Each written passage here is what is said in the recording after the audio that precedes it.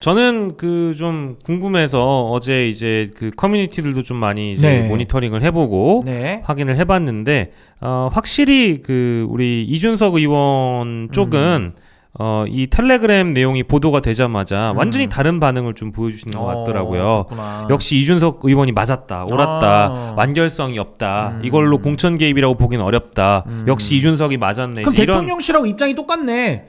이제 대통령실하고 비슷하네. 저는 그 얘기한 적은 없고요. 그러니까 입장이 똑같네 객관적으로. 그렇게 얘기한 적은 없고 이제 네. 그런 반응이었다라고만 일단 알려드리는 네. 거예요. 왜냐면 그러니까 이제 그 반응이 대통령실과는 반응이 똑같네요.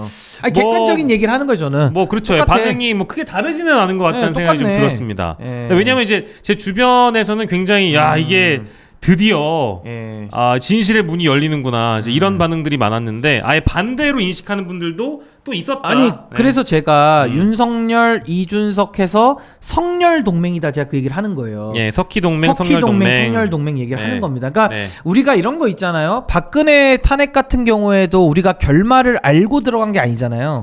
의혹에서 출발해가지고 특검과 국정조사를 통해서 박근혜가 파면까지 온 거거든요. 그 과정이 한 1년 반 걸렸습니다. 이화여대 입시 부정부터 시작을 하면. 그러니까 이 사안도 똑같아요.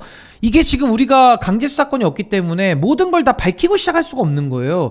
의혹의 조각들이 보도되고 맞춰가면서 이 사실을 밝히는 거거든요. 그러면은 여기 지금 물이 절반 정도 있습니다.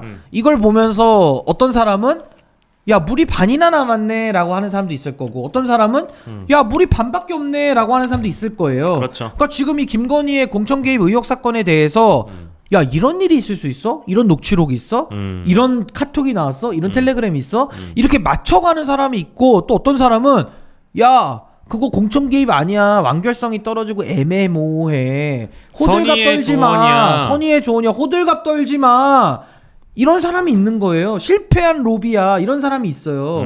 아니 야당이라면서 야당에서 어떻게 공천 개입에 대한 의혹이 나오고 수사의 단서가 튀어나오는데 수사를 촉구하기는커녕 어떻게 거기에 대해서 대통령실이 마치 쉴드 치듯이 이 의혹을 축소하고 은폐시킵니까? 네. 이거 그러려면 야당이란 말 쓰지 마세요. 개혁신당은 여당 하세요. 여당. 범여당이지. 범여당. 아니 범여당이지. 야당이라는 말을 쓰면서 윤석열 대통령 견제하는 표는 받고 싶고 의혹이 나왔을 때는 김건희를 또 감추고 싶고 명태균을 보호해주고 싶고 그게 뭔 야당이야. 야당은 들야자를 씁니다. 들야자. 여당이지 여당. 저는 그 텔레그램이 일단 존재가 확인된 거잖아요. 네. 내용도 확인이 됐고요. 그리고 그 내용이 공천 개입인지의 여부는 수사를 해봐야 될 것 같고 추가적인 정황들이 나오면 또 네. 맞춰볼 수 있을 것 같아요. 근데 하지만 지금의 단계에서는 명태균과 대통령 부부의 관계성은 뗄래야 뗄 수 없는 사이라고 그렇죠. 일단 볼 수밖에 없는 것 그렇죠. 같고 그런 자리에 어쨌든 명태균과 또 이준석의 관계도 있는 거니까 그것도 밝혀야 돼. 우리가 이제 함께 네. 요 이제 관계도를 좀 그려서 보면 좋을 것 같고 그리고 그 좁혀서 텔레그램 것만 놓고 보면 김건희 여사는 공적 인물이라고 뭐 아무튼 우리나라 사법부가 네. 분류를 그렇게 해줬지만 7시간 녹취록 이제 이 가처분 신청 기각을 하면서 이제 그런 내용을 언급을 했기 때문에 공적 인물이라고 할게요. 근데 아무런 권한이 없는 민간인이죠. 네. 민간인과 명태균이라는 민간인이 왜 정당의 공천을 감내나라 판내나라 하고 있느냐. 그러니까 민주주의를 왜곡하고 여론을 왜곡하는 거거든요. 저는 그게 본질이라고 보는 거죠. 민주주의 파괴 범죄지. 그러니까 이런 일 자체가 어디 우리가 알지 못한 사각지대에서 벌어졌고 네.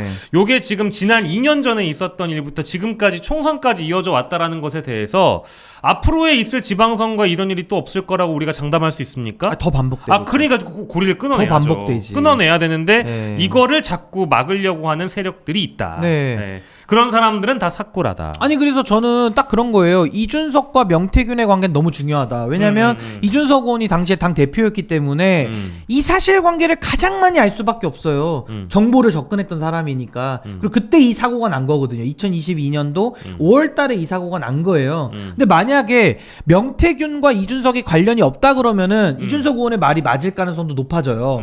관련이 없다면. 그러니까 이준석 의원이 처음에 여론을 호도한 게 뭐 이재명과 프리메이슨 관계를 빗대면서 그랬죠. 전혀 안 맞는 얘기를 하거든요. 근데 명태균과 이준석은 관계가 있었다는 거예요. 그럼 얘기가 또 달라지는 거지. 그렇지. 왜냐하면 로비 창구였기 때문에 명태균 입장에서는 윤상현도 구워 삶아야 되고 이준석도 구워 삶아야 되고 김건희도 구워 삶아야 되는 로비의 창구였단 말이에요. 그러니까 우리가 물어보는 거예요. 그래서 매우 중요하다라는 생각이 드는 거고 저는 이준석 의원한테 언론에서 묻지를 않는데 전 요거 질문 딱 하나만 물으면 된다고 봐요. 그게 뭐냐? 어떤 겁니까? 자꾸 완결성이 떨어진다, 애매하다라는 얘기를 많이 하는데 제가 널리 이해를 해서 2022년도 2월 달에는 2024년도 2월 달에는 그랬다고 칩시다. 뭐 정보가 부족했다고 쳐요. 근데 2024년도 지금 10월 달에는 뉴스 단독이 이렇게 쏟아져 나오고 너무 많은 게 지금 나와 있잖아요. 네. 이준석 의원이 뉴스를 안 보는 사람은 아니겠죠? 두루두루 보시겠죠. 뉴스를 많이 보겠죠? 그리고 많은 정보를 알고 있겠죠? 그러면 지금 기준에서 봤을 때 완결성이 떨어지느냐, 공천 개입이 아니냐, 기냐, 이거 답을 좀 했으면 좋겠어요. 제가 공천 개입에 대해서도 박근혜 판례 설명을 수십 번 해줬거든요.